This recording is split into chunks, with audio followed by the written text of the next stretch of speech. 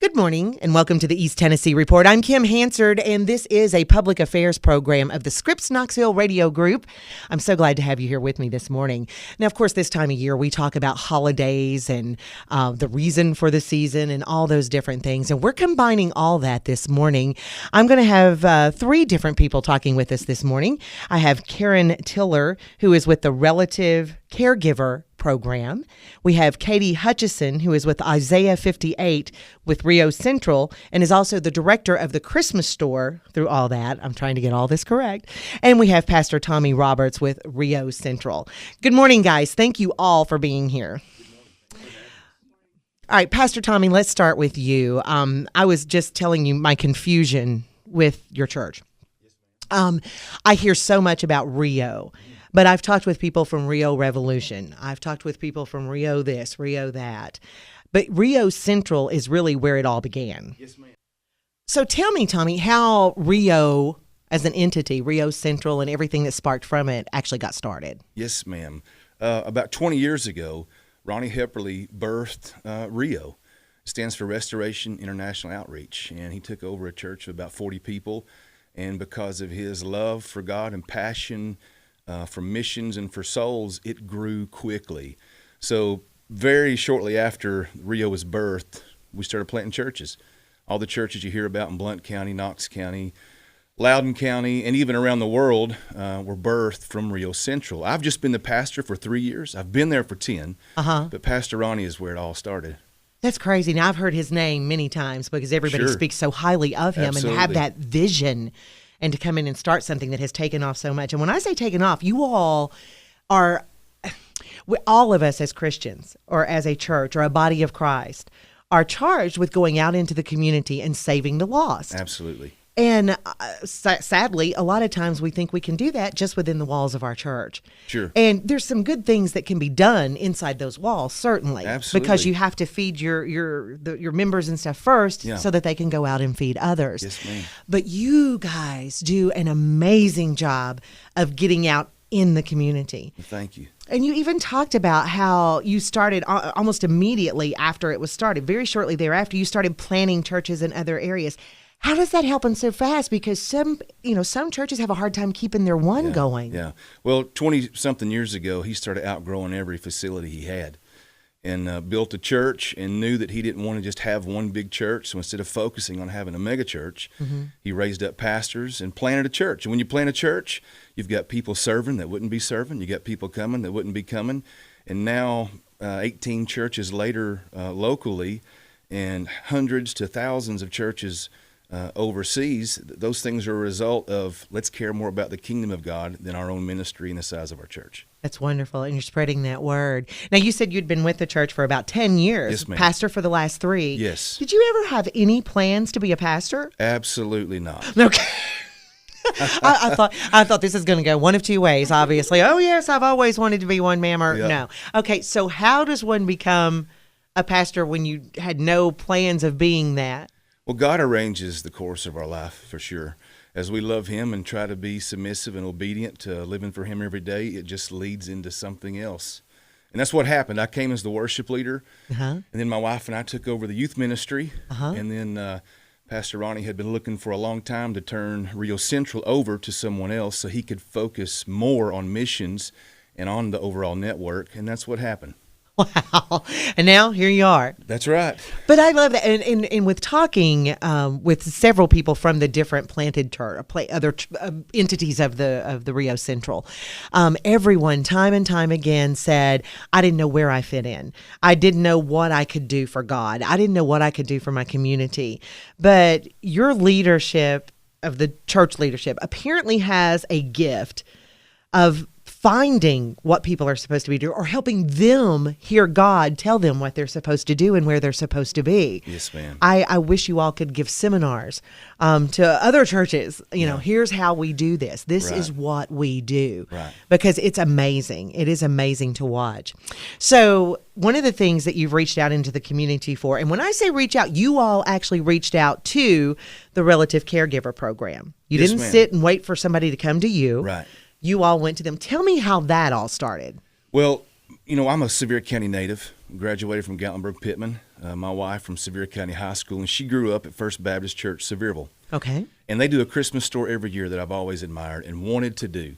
The moment that we took the reins as pastor, that's something I wanted to do. Our version of it is a little different, but we wanted to work with the most deserving and legitimately needy families in our community.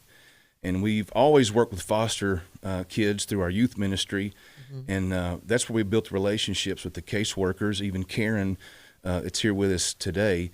And so last year we started the Christmas store, and we're relieving the burden of poverty off so many families that are so deserving and need that burden lifted. This year, there's right at 400 children that we're taking care of. Wow. At a $40,000 budget, $100 a kid to sponsor one child.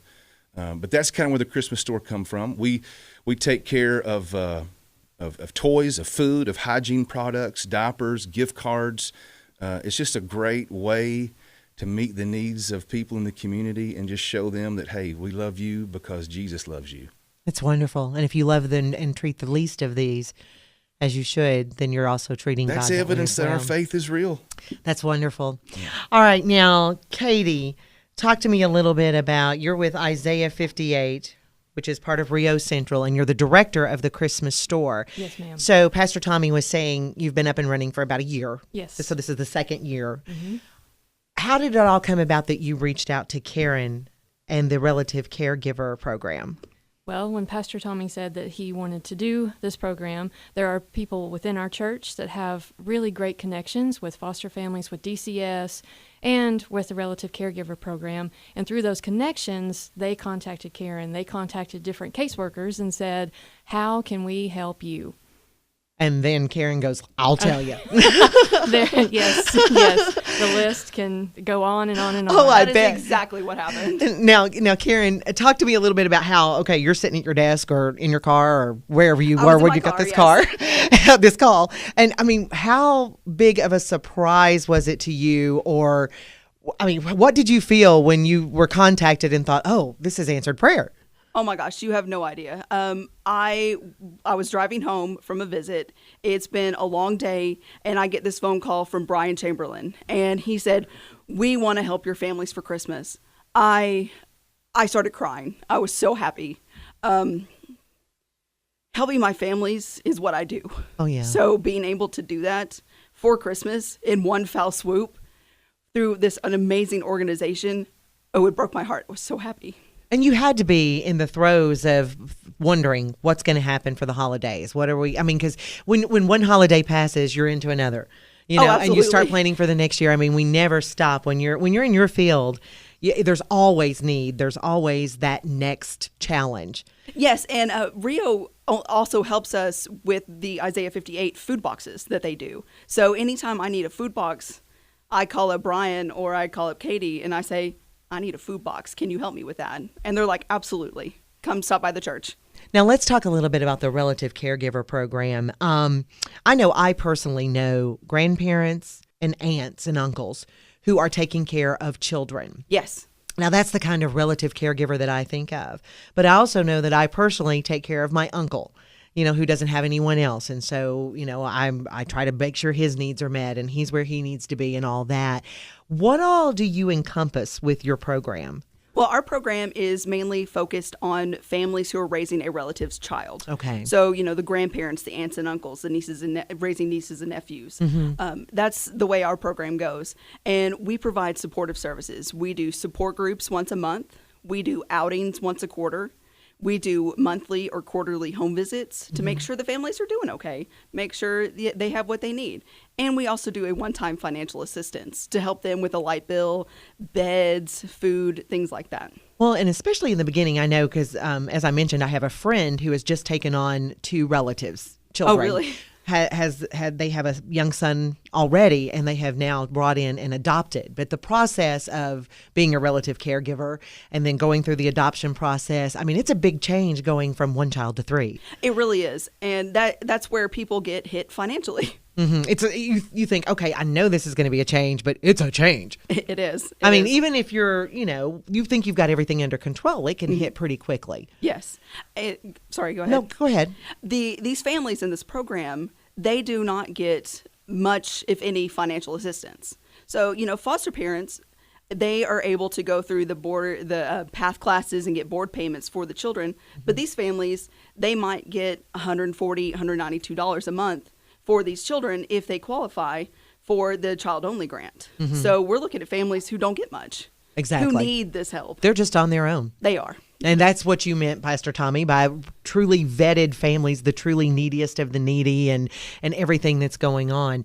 How does the Christmas store actually work? Well, the Christmas store has a lot of volunteers. We couldn't do it if we didn't have our volunteers, and we couldn't do it if we didn't fundraise. We couldn't do it if we didn't have people that supported us from the community, supported us within the church financially. It's huge that we need other people. Well, when you talk about, I believe you said, Pastor Tommy, $40,000 for 400 children, and I mean, that had to come from somewhere. So do you just get out there and say, we need this, and well, hope for the best? It's a moving target for us. We're getting better at fundraising. Of course, our ministry has been a fundraising ministry to reach the world the way we have. We just finished 8 weeks of disaster relief work in Texas and in the Keys. So we're used to fundraising, but for this, it's a little different. But we have a golf tournament, and we were able to raise $12,000 through that. Oh, great. At this point, we have a total of $37,000 raised for the Christmas store.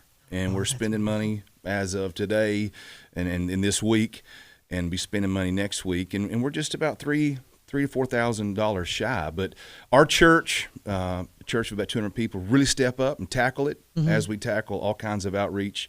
But other folks in the community, friends of mine who have businesses in Sevier County, we just try to connect our community to these needs and just let folks step up and give. That's wonderful. Yes, a lot ma'am. of times if we ask, people will step up. Now, Katie, in the store, how does that work? Did the families come in and actually shop? Yes, Okay. they do. Tell me how that works. When they fill out their paperwork and they list on there things that they want, things they like, things that they would really appreciate and enjoy. And a lot of kids ask for bikes, and we will give them a bike. If they ask for a bike, they definitely they receive a bike. And, they will list other toys. So what we do is we offer a variety of toys. The relative that is taking care of the children, they will come through the store. They will pick a big toy, a smaller size toy. They will walk through. They'll have someone from our church that's accompanying them the whole way through. And then they will get to have all of their presents wrapped. And we will provide refreshments for them. We have people for them to sit and visit with and talk to and pray with if they want that.